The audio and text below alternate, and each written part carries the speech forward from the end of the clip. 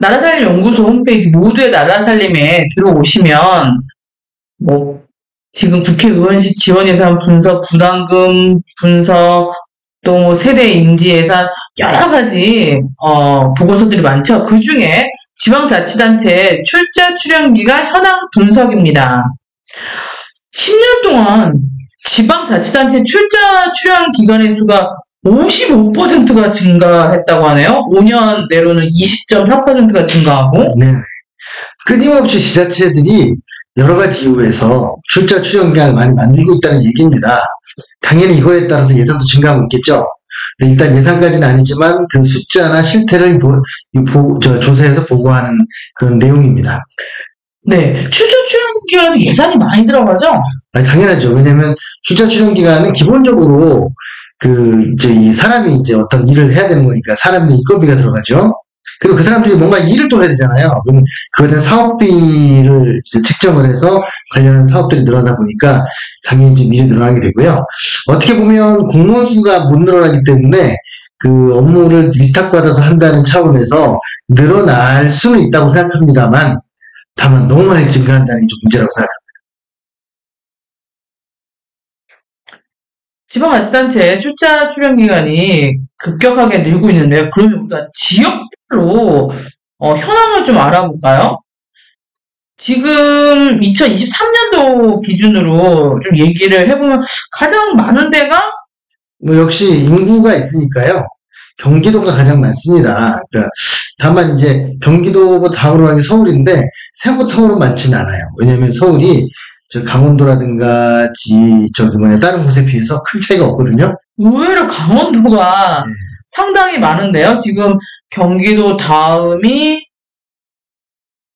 강원도는 아니고 전남과 경북이 많습니다. 도 단위가 많네요. 네, 도 단위가 아무래도 광역 같은 경우에는 밀집돼 있으니까 구 하나에서 모든 해결될 수가 있는데 시군으로 가면 멀리 떨어져 있으니까 인구에 대비해가지고 기관이 많을 수밖에 없는 건 있습니다. 하지만 꼭 그런 것만인지는 한번 앞으로 생각해 볼 필요가 있을 것 같습니다. 일부러 더 만든 건 아닐까 생각합니다. 우리 출자 출연 기간의 예산을 보면 인건비랑 일반 운영비가 많이 차지하잖아요. 예. 네, 인건비에서는 또 기관이면 임원도 있고 직원들도 있는데 어떨까요? 예, 그러니까 이 일종의 어떻게 보면 넓게 보면 출자 출연 기간은 또 하나의 민간위탁 기관하고도 비슷한 측면도 있잖아요. 그래서 그 조직이 운영돼야 되는 그 비용이 있기 때문에 인건비와 운영비가 들어가고요. 원래 공무원들이 했었어야 되는 사업비가 또 들어가겠죠.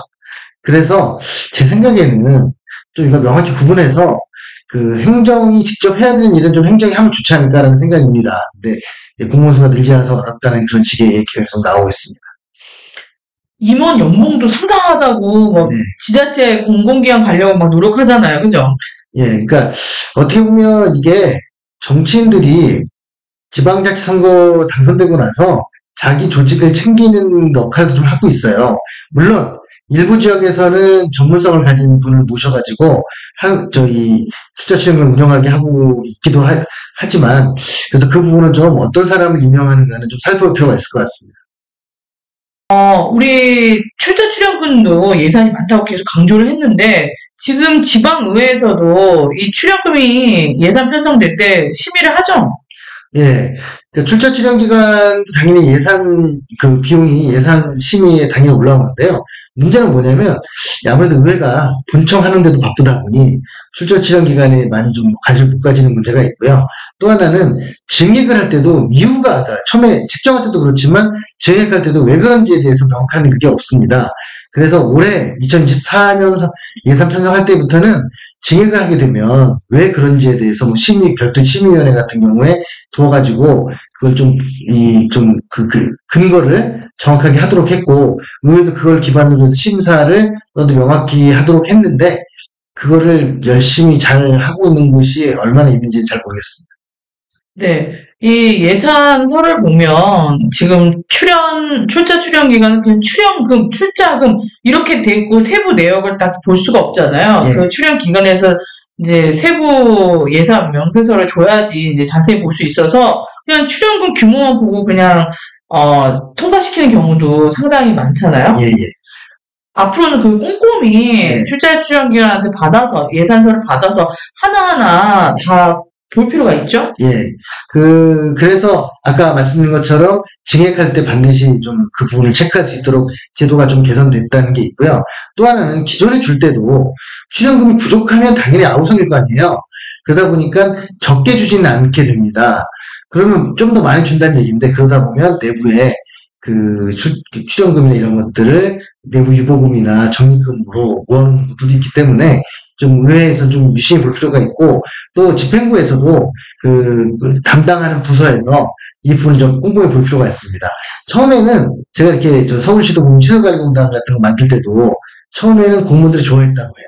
아, 우리 자리가 하나 생기는구나, 국제학교자가 생기는구나 했는데 시간이 갈수록 그 기관이 스스로의 조직 논리로 가게 되다 보니까 이제 공무원이 통제를 못하고 파악도 못하게 돼요. 그래서 결국은 그 단체장이 임명하는 한두 명의 이사장, 그리고 그 본부장 정도만 그 역할을 좀 하고 나머지는 그것도 또 하나의 공무원 조직처럼 되어가고 있더라 하는 그런 생각. 제가 아는 네, 좀 짧게 좀 얘기해 주시겠어요? 갑자기 네, 말씀 계속하세요. 경기도 모 지자체 같은 경우에는 그 시설관리공단이 공무원 수보다 많아요. 그런 상황까지 가고 있습니다. 와. 네, 선생님 자세하게 얘기해 주셨는데 그 중에서 저한테 꽂힌 부분은 우리가 잉여금 문제 많이 다루고 있는데 지자체 잉여금 중에 막 불용액이 너무 많다 막 이런 얘기 많이 하는데 출자 출연 기간에도 잉여금이 계속적으로 늘고 있다고 하는데요. 예, 맞습니다. 그러니까 아무래도 부족하게 주지는 않다 보니까 돈이 남을 수밖에 없고 그래서 이제 일부러 어느 정도 남을 수가 있죠. 근데 그게 이제 누적되고 그리고 또 경우에 따라서는 굉장히 많이 받게 되는 일들이 있어서. 그럼 잉여금이 좀 많이 남아있는 기관 같은 경우에는 출연금 심의할 때 좀 적정하게 또. 그렇죠. 깎을 수도 있어야 되죠. 네. 근데 그거를 좀 거의 안 하는 것 같아요. 네, 안 하는 것 같아요. 열심히 하시면 할 수 있다고 생각합니다.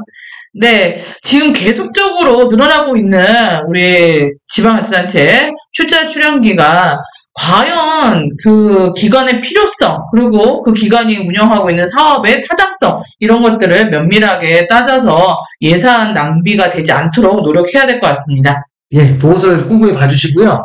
더 궁금하신 게 있으면 저희한테 연락을 주시면 담당 이 보고서 작성한 연구원이 친절하게 응대해 드릴 겁니다. 연락 주세요.